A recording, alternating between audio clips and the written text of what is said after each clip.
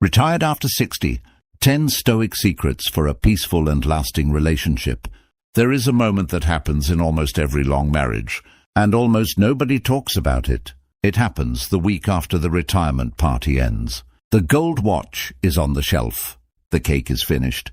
The co-workers have stopped calling, and two people who spent 30, 40, sometimes 50 years mostly seeing each other in the evenings are suddenly together all day, every day, for the rest of their lives. Some couples find this to be the most beautiful chapter of their story. Others find that the silence in the room is louder than any argument they ever had. The difference between these two outcomes is almost never luck. It is not really about how much money is in the retirement account, or how healthy either person is, or even how much they loved each other in their 30s.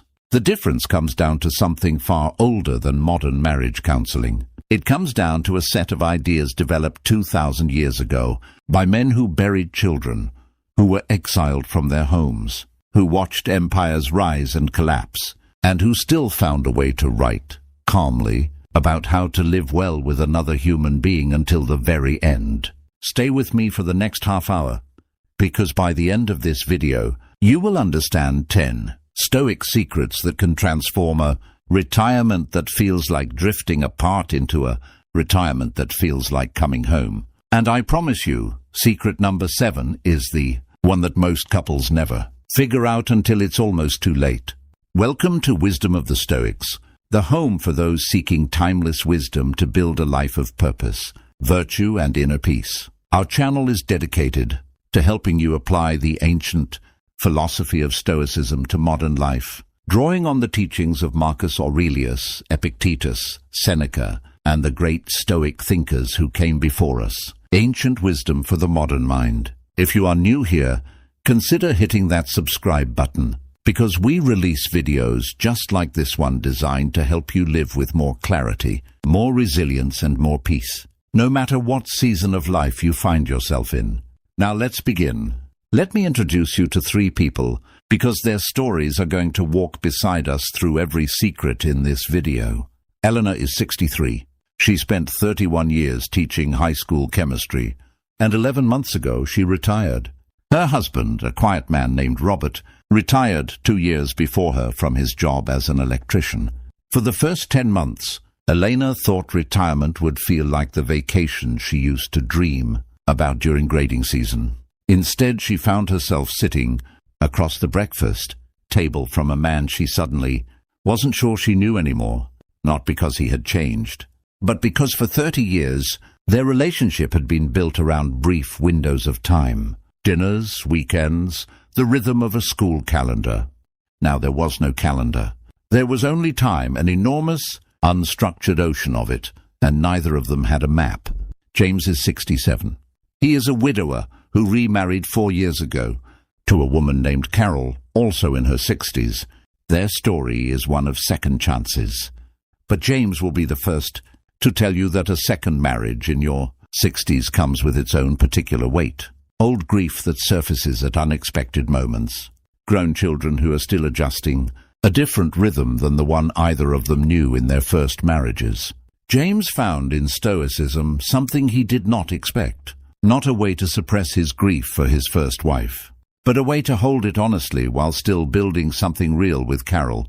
And then there is Marco. Marco is 71, married to Angela for 44 years. Of the 3, Marco and Angela have weathered the most storms. 2 recessions, a house fire, the loss of a son, and yet Marco insists, with a kind of stubborn conviction, that the last decade of his marriage, the retirement decade, has been the best one. Not because life got easier, it didn't, but because somewhere along the way, Marco learned to apply an old philosophy to a very new kind of togetherness. These 3 stories are going to return throughout this video, because Stoicism was never meant to be an abstract exercise. It was meant to be lived in kitchens, in arguments, in long silences on a porch. So let's begin with the very first secret, one that Epictetus himself built his entire philosophy around. Secret number 1, master the dichotomy of control.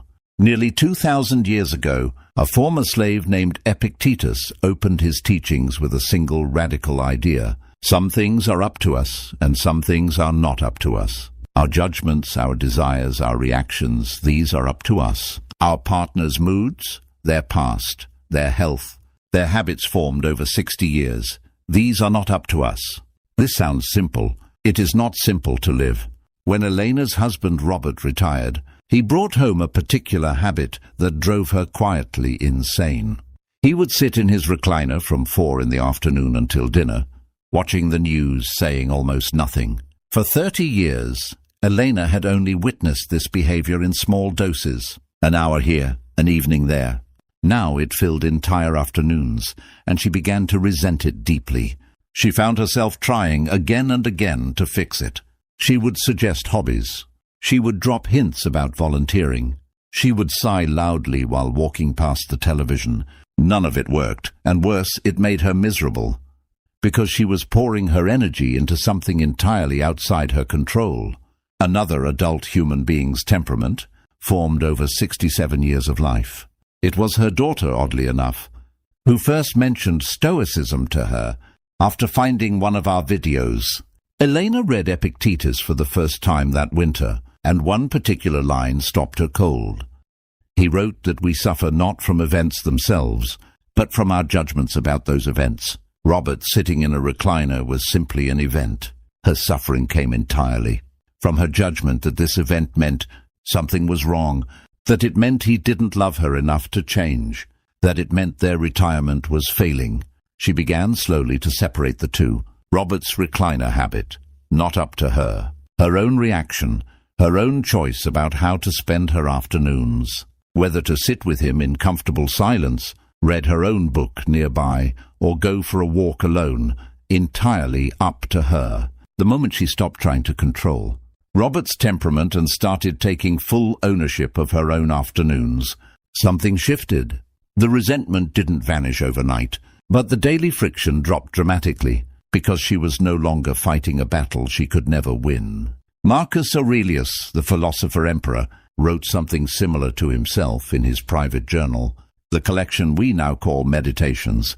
He reminded himself again and again that other people's actions are not his to command. Only his own mind is truly his own. If an emperor who commanded legions had to remind himself daily that he could not control other people, what chance do the rest of us have without practicing the same discipline? Here is a practical way to apply this today, in your own relationship, regardless of your age. Take one recurring source of friction, something small, a habit, a tone of voice, a way of loading the dishwasher. Ask yourself honestly, is this actually within my control to change? If it is not, your task is not to fix your partner. Your task is to master your own judgment about it. This single shift, more than any other piece of advice in this video, has the power to quiet decades of low-grade marital tension. Now, before we move to secret number 2, I want to ask you something. Think of one thing about your partner or about someone you love that you have been quietly trying to change for years without success. Type it in the comments below, just a word or two if you'd rather keep it private. I read every comment, and I promise you, you are far from alone. Secret number 2, practice negative visualization before it's too late to matter. The Stoics had a peculiar practice that sounds on the surface almost morbid. They called it premeditatio malorum, the premeditation of evils. Seneca recommended imagining in advance the loss of the things and people we love. Not to become pessimistic, not to live in fear, but to strip away the fog of familiarity that makes us take our closest relationships for granted. James understood this practice more intimately than most, because he had lived through the actual loss, not the imagined one. His first wife, Diane, passed away after 38 years of marriage. He describes the months after her death as a kind of philosophical awakening he never wanted, but received anyway. He realized with brutal clarity how many ordinary Tuesday evenings he had spent distracted, irritated over nothing, wishing the evening would just move faster so he could go to sleep. He had wasted, by his own estimate, thousands of hours of a finite, precious thing, simply because he assumed there would always be more of it. When James remarried Carol 4 years ago, he carried this lesson with him like a compass. He does not perform negative visualization out of anxiety. He performs it as a discipline, the same way an athlete stretches before a competition. Some mornings, before Carol wakes up, he will sit quietly with his coffee and simply consider, without spiraling, that this morning is not guaranteed, that the sound of her moving around in the next room is not a background noise to be tuned out, but a gift he once lost and is now, improbably, receiving again. Marcus Aurelius wrote a passage in Meditations that has become one of the most quoted lines in all of Stoic literature. He advised himself each morning to say to his wife or his child as he kissed them that this could be the last time, not to induce despair but to prevent the small, silent tragedy of loving someone carelessly simply because they are still here. For couples in their 60s and 70s, this practice carries a weight that younger couples simply cannot access in the same way.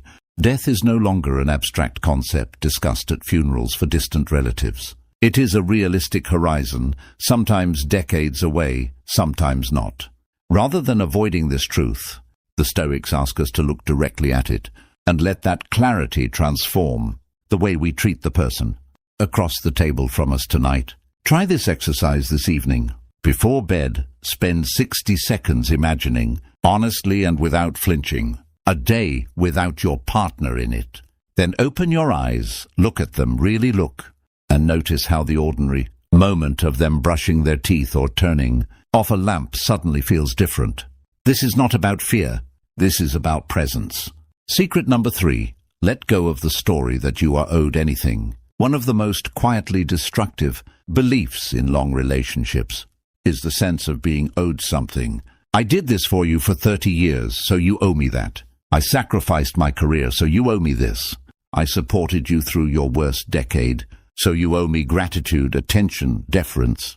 Marco understands this trap because he lived inside it for nearly a decade of his marriage. In his 50s, during what he now calls his angriest years, Marco kept a mental ledger with Angela. Every sacrifice he made was logged. Every time she seemed to fall short of matching his effort, resentment quietly accumulated. Like interest on an unpaid debt neither of them had agreed to. It was Epictetus again who offered Marco a way out, through a teaching that initially struck him as harsh. Epictetus taught that we should treat our relationships, even our marriages, the way we treat a dinner party. If a dish is passed to you, take your fair portion and let it move on. Do not grab, do not demand more than what is offered, and do not resent the host for not giving you everything you believe you deserve. Applied to marriage, this teaching does not mean tolerating mistreatment or abandoning healthy boundaries. It means releasing the exhausting, silent accounting system so many long-term couples run in the backgrounds of their minds. Marco describes the shift like this. For years he measured his marriage by what he was owed. Somewhere around his 63rd birthday, he began instead measuring it by what he was given freely, imperfectly, by an imperfect woman who was also doing her best. This reframe changed something concrete in his daily behavior. He stopped keeping score of who did the dishes more often. He stopped mentally cataloging Angela's forgotten promises from decades earlier and bringing them up during arguments about entirely unrelated topics. The ledger, once closed, stopped generating new debts to resent. If you find yourself in an argument with your partner and a decade-old grievance suddenly surfaces, that is often a sign the ledger is still open. Consider today closing one entry in it. Not because your partner necessarily deserves forgiveness in some cosmic sense, but because you deserve to be free of carrying it. Secret number 4. Your partner's flaws are not obstacles to your peace. They are the material for your virtue. This next teaching comes directly from Marcus Aurelius, and it may be the single most transformative reframe in all of Stoic philosophy applied to relationships. In Meditations, Marcus repeatedly reminds himself that he will encounter difficult, ungrateful, arrogant, and dishonest people throughout his day, and rather than being surprised or outraged by this, he should expect it, and use these encounters as opportunities to practice patience, understanding, and self-control. Elena found this teaching almost offensive the first time she encountered it. Robert's habit of interrupting her mid-sentence, something he had done for 3 decades, was not, she felt, an opportunity for her personal growth. It was simply annoying. But she kept reading, and she encountered a deeper layer of the idea. The Stoics were not asking her to pretend the interruption was good. They were asking her to notice that the interruption itself was neutral, an external event, and what mattered was the virtue she chose to bring to her response. Here is the practical shift. Instead of viewing Robert's flaw as an obstacle standing between her and a peaceful retirement, she began viewing it as the actual terrain on which her peace would be built. A calm sea, the Stoics remind us, never made a skilled sailor. If Robert had been a perfectly patient listener for 40 years, Elena would never have had the opportunity to develop the patience she now possesses, patience that, incidentally, has made her a calmer grandmother, a more understanding friend, a steadier presence in every part of her life. This does not mean tolerating genuine mistreatment. Stoicism was never a philosophy of doormats. Marcus Aurelius ruled an empire. He was not passive, but there is a profound difference between addressing a boundary that has been crossed and being perpetually outraged by the ordinary, forgivable imperfections of the person you chose to spend your life with. Nobody arrives at 60 or 70 without flaws, sanded into their personality by decades of living. The question Stoicism asks is not, how do I eliminate my partner's flaws, but what kind of person do I become in the presence of them? Try naming, honestly, one flaw in your partner that has irritated you for years. Now ask, what virtue could I specifically practice the next time it happens, instead of my usual reaction? Patience, humor, simple silence. Write it down if it helps. The flaw isn't going anywhere, but your response to it is entirely, completely yours to shape. Before we continue to secret number 5, I want to remind you, if this video is resonating with you, a simple thumbs up genuinely helps this message reach other couples navigating this exact season of life. And if you know someone who just retired or is about to, consider sending this video their way. Sometimes the right words at the right moment change an entire decade. Secret number 5, speak less and mean more of what you say. The Stoics placed enormous value on disciplined speech. Epictetus taught his students that nature gave us 2 ears and 1 mouth, so that we might listen twice as much as we speak. This teaching becomes especially critical in retirement, when couples suddenly find themselves in each other's company for hours that used to belong to co-workers, commutes, and separate errands. Carol, James's wife, made an observation early in their marriage that James still thinks about often. She told him that in her first marriage, which ended in divorce, she and her former husband had talked constantly, and yet somehow said almost nothing of substance for years.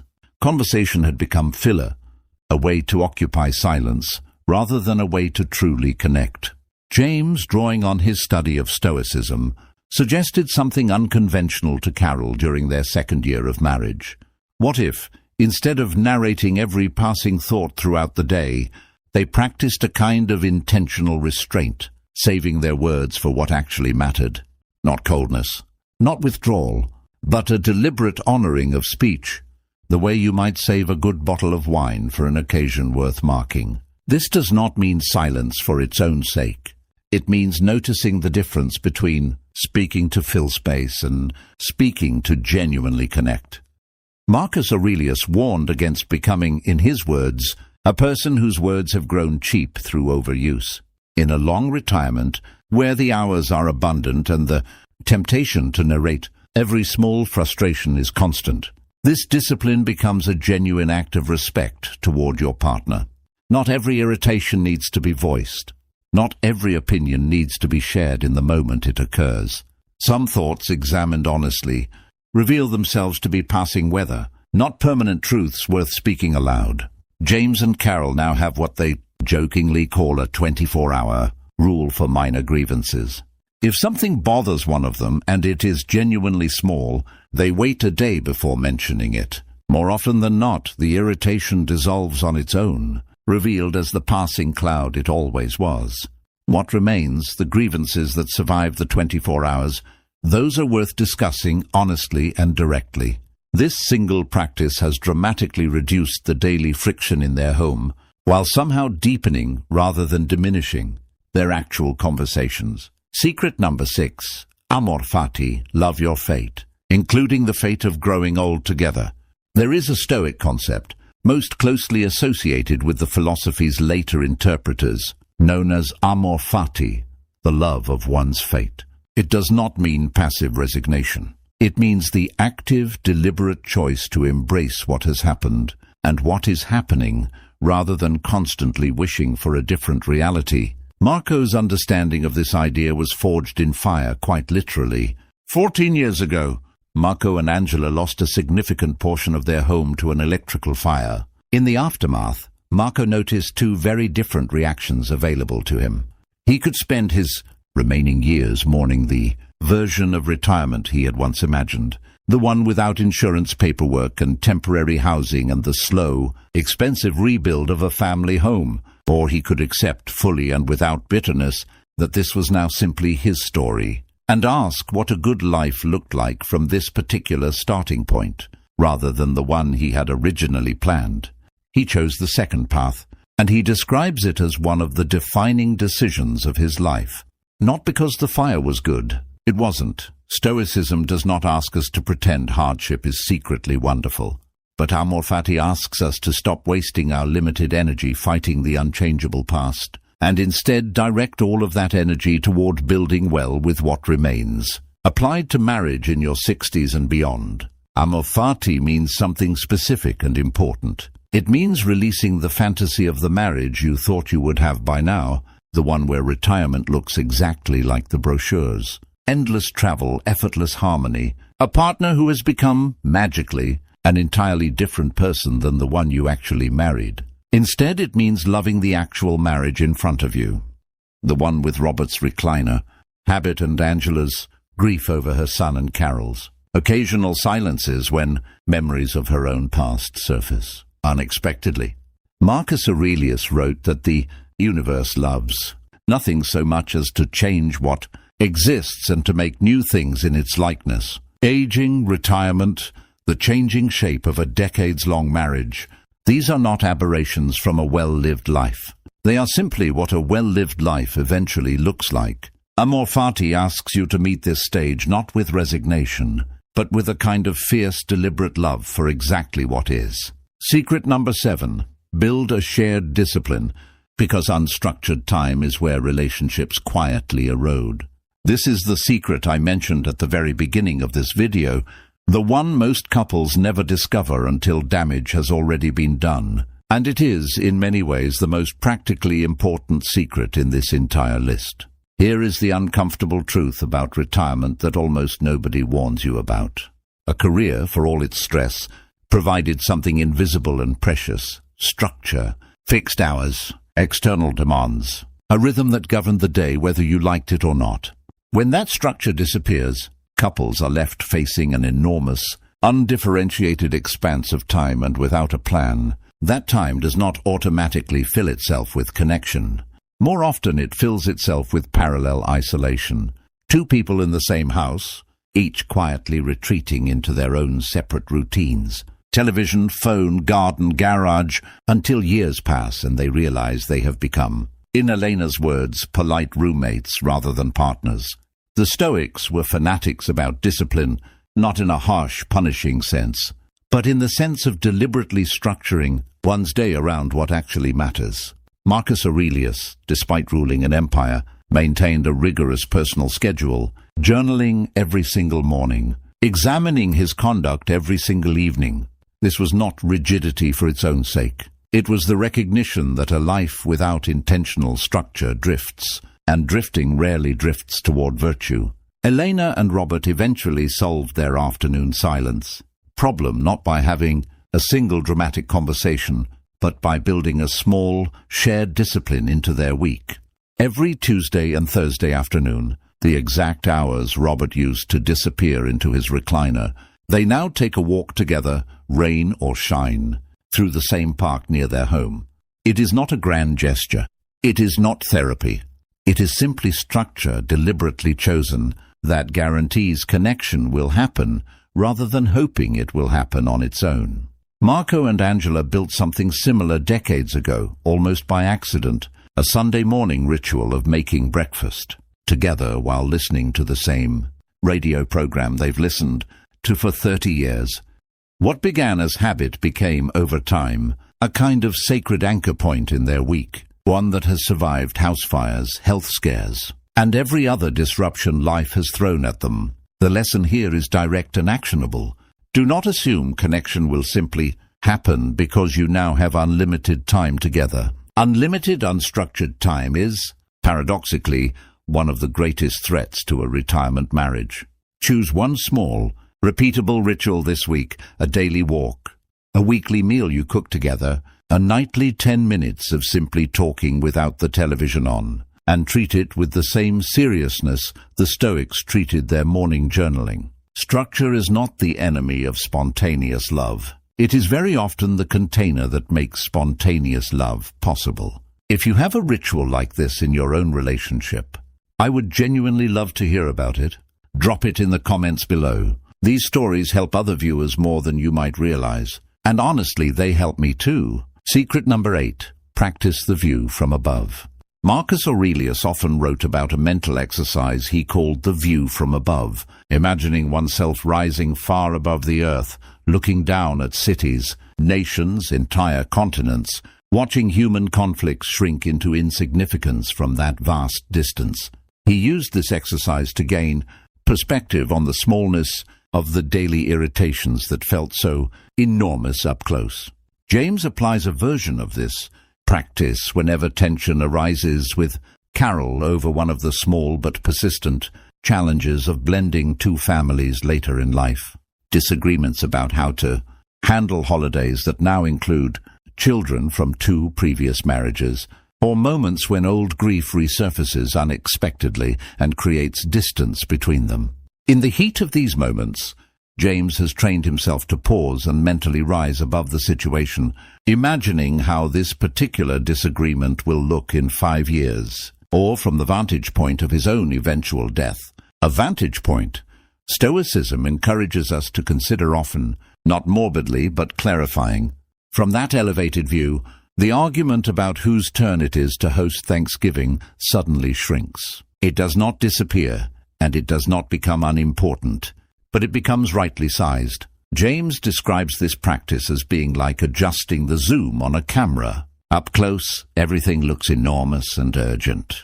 Zoomed out, you can see the whole landscape, and most disagreements reveal themselves as small hills in an otherwise vast and beautiful terrain. Try this the next time a disagreement arises in your own relationship. Before responding, take one slow breath and mentally zoom out. Picture your relationship not as this single moment, but as the entire sprawling, decades-long story it actually is. Ask yourself from that wider view, how much does this particular disagreement actually weigh? Often you will find the honest answer is far less than it feels like right now. Secret number 9. Practice voluntary discomfort together. This secret surprises most people because it seems at first glance to have nothing to do with relationships at all. The Stoics regularly practiced what they called voluntary discomfort, deliberately choosing cold showers, simple meals, plain clothing, even brief periods of poverty, not out of asceticism for its own sake, but to build resilience and to remind themselves that they could handle far more than comfort had led them to believe. Marco and Angela discovered an unexpected version of this practice in their own retirement.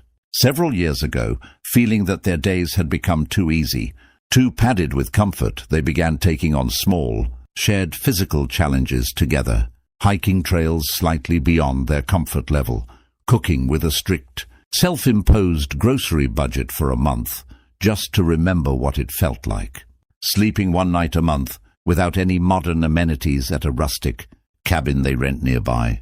The purpose was never suffering for its own sake. It was rebuilding a kind of shared resilience, the sense, so easily lost in comfortable retirement years, that they could face difficulty together and come out the other side intact. Marco explains it this way. For years, the biggest threats to his marriage came not from hardship. Hardship, oddly, had always brought him and Angela closer, but from comfort. Comfort, left unchecked, breeds complacency, and complacency breeds distance. This does not mean you need to take up cold showers or wilderness survival in your 70s. It means considering honestly whether your relationship has become entirely frictionless, entirely padded, entirely easy in a way that has quietly stopped generating the shared resilience that hardship, chosen or unchosen, tends to build. Consider taking on one small, shared challenge with your partner this month. Something slightly outside your comfort zone, done together. You may find, as Marco and Angela did, that struggling side by side, even voluntarily, creates a closeness that comfort alone never could. Secret number 10, remember daily that this is enough. We arrive now at the final secret, and in many ways, it is the quiet culmination of everything that came before it. The Stoics taught a concept sometimes translated as contentment, though the deeper meaning runs closer to sufficiency. The recognition that what you already have, examined honestly and without the distortion of comparison, is genuinely enough. Seneca wrote extensively about the poverty of the wealthy man who always believes he needs just a little more to finally be satisfied. This same trap catches retired couples constantly, though it wears a different disguise. It is the belief that the marriage would finally be enough. If only the health scares would stop. If only the grandchildren visited more often. If only retirement looked more like the vacation photos other couples post online. Elena describes a particular evening, roughly 8 months into practicing these Stoic principles, when this final teaching finally landed for her. She was sitting with Robert on their porch. No dramatic conversation happening, no grand romantic gesture, just 2 older people sitting quietly as the evening cooled. The same kind of ordinary evening they had shared hundreds of times before. And for the first time in a long while, instead of measuring this evening against some imagined, more exciting version of retirement, she simply noticed, this is enough. This particular man, this particular porch, this particular quiet. Enough. This is not resignation. This is not settling. It is the hard-won recognition, arrived at only after genuinely practicing the 9 secrets before it, that a good life and a good marriage were never about accumulating more excitement, more travel, more dramatic romance. They were about paying full, undivided attention to what is actually already here. Marcus Aurelius closed many of his private reflections with variations of this same idea, that the present moment, examined honestly, is really all any of us ever have, and that a life well spent is simply a series of present moments met with full attention and genuine gratitude. Applied to a decades-long marriage entering its final, often quietest chapters, this becomes perhaps the most important secret of all. Not the search for a better marriage somewhere else, in some imagined future, but the daily disciplined choice to see the marriage you already have, fully, honestly, and with grateful eyes. So let's bring these 10 secrets together, because Elena, James, and Marco's stories were never really separate stories. They were 3 versions of the same journey. The journey every couple eventually faces if they are fortunate enough to grow old together. Master what you can control and release what you cannot. Look honestly at loss, so you stop taking presents for granted. Close the ledger of what you believe you're owed. Let your partner's flaws become the training ground for your own virtue. Speak less and mean more. Love your actual fate, not the fantasy you once imagined. Build structure into unstructured days. Rise above the small disagreements to see the larger, more beautiful shape of your story. Choose shared discomfort over passive comfort. And finally, recognize again and again that what you already have is enough. Robert never became a different man. He still sits in his recliner some afternoons, and Elena has made her peace, genuine peace, not the resigned kind with that. Carol still carries the quiet echoes of James's grief, alongside her own history, and together they have built something honest rather than perfect. And Marco and Angela, 44 years in, still argue occasionally over small things, because they are human. And Stoicism was never a promise of a conflict-free life. It was always a set of tools for meeting a real life with all its imperfection, with steadiness, virtue, and love. If retirement has left you feeling more distant from your partner than you expected, I want you to know clearly and directly that this is not a sign your marriage has failed. It is simply a sign that you have entered a new terrain, one that requires new tools. The tools in this video are not new at all. They are 2,000 years old, tested by emperors and former slaves alike, and they are available to you starting today, in your own kitchen, on your own porch, in your own quiet evening. If this video gave you something worth carrying into your own relationship, I would be so grateful if you considered subscribing to Wisdom of the Stoics and sharing this with someone you know who might need to hear it today. A parent recently retired, a friend navigating this same quiet season, or even just to remind yourself to come back to these ideas when you need them again. Leave a comment below and tell me which of these 10 secrets you most needed to hear today. I read every single one, and I promise your story matters to someone else watching this too. Until next time, this has been Wisdom of the Stoics. Go home tonight, sit across from the person you have chosen again and again for all these years. And remember, this right here is enough.